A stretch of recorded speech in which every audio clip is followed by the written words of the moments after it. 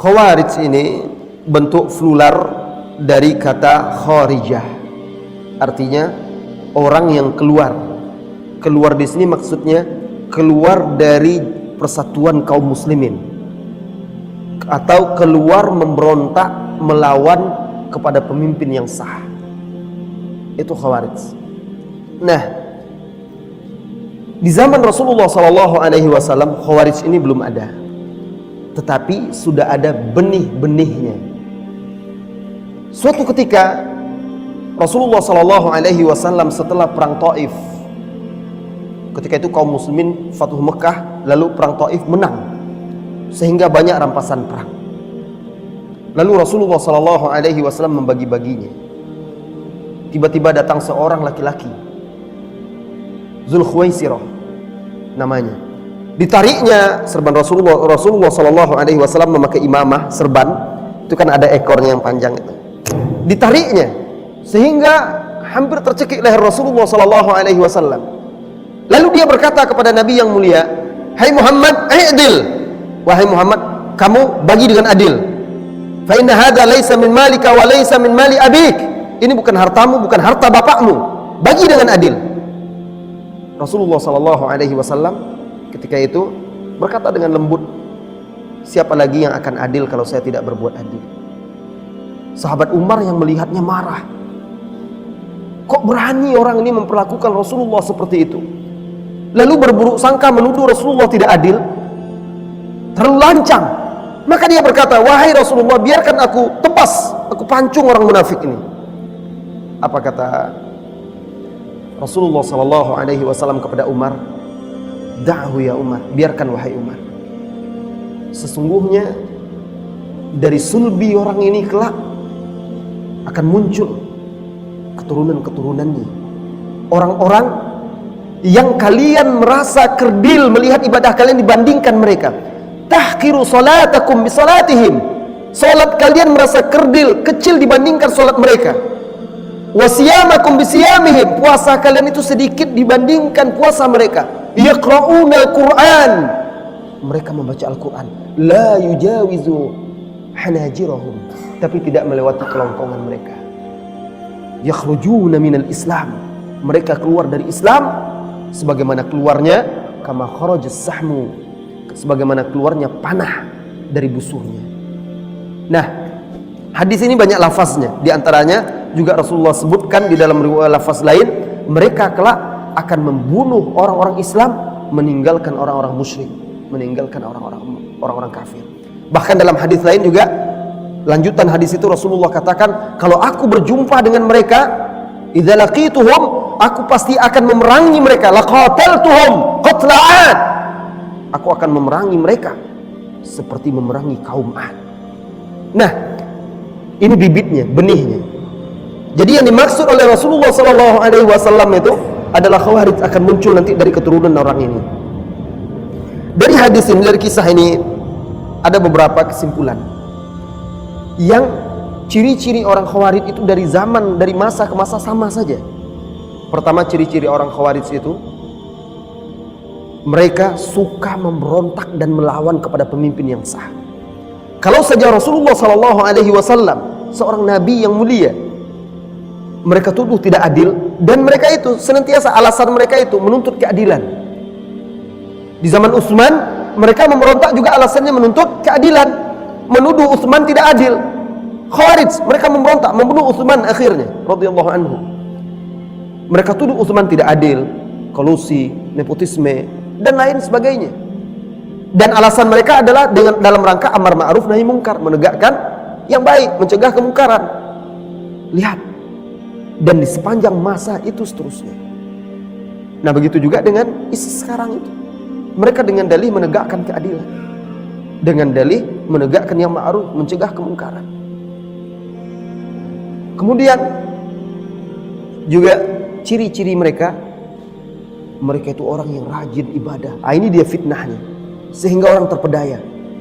Sampai-sampai sholat para sahabat kalah, sampai-sampai baca Al-Qur'annya, sampai-sampai puasa para sahabat kalah dibanding mereka.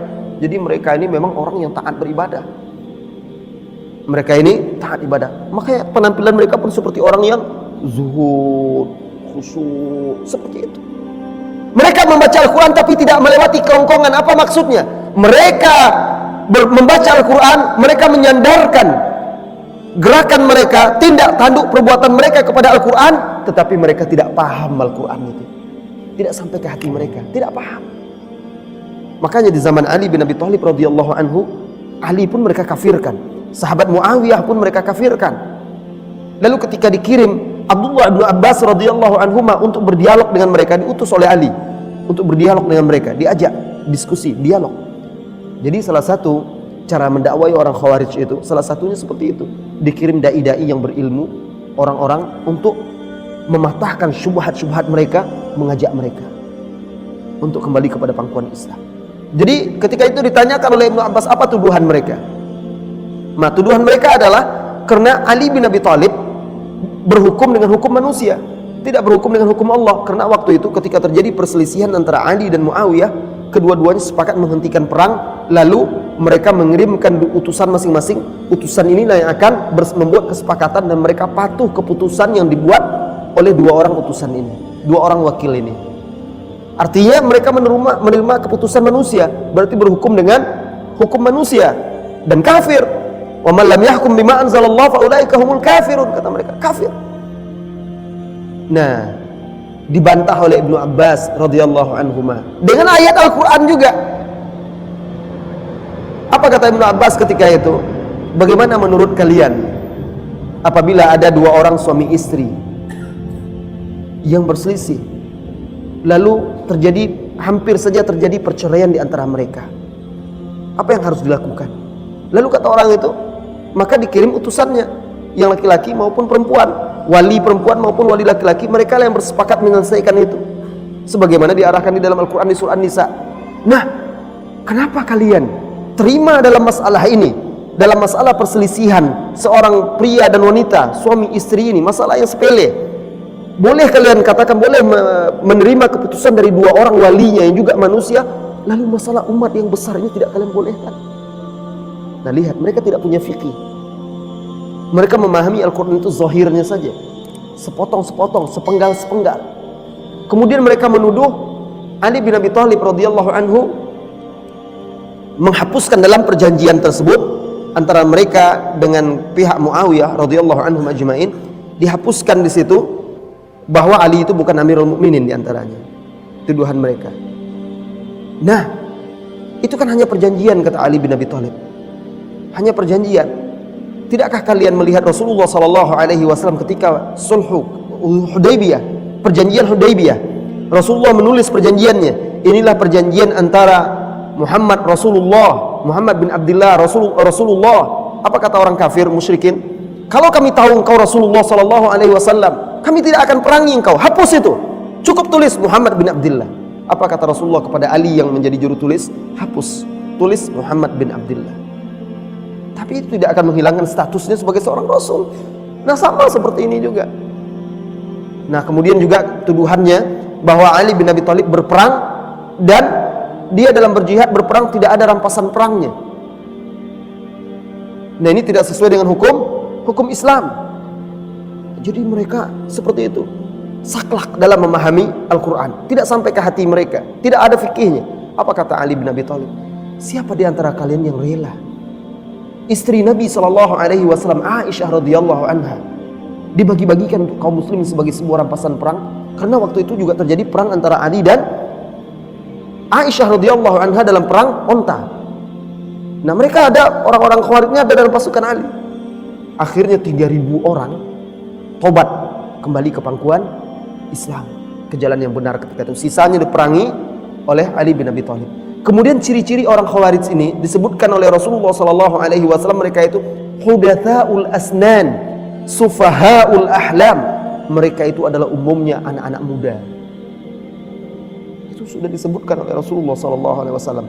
Maka kalau kita lihat ciri-cirinya ISIS itu dan yang sejenis mereka itu, seperti Al-Qaeda sebelumnya, itu umumnya anak-anak muda semua.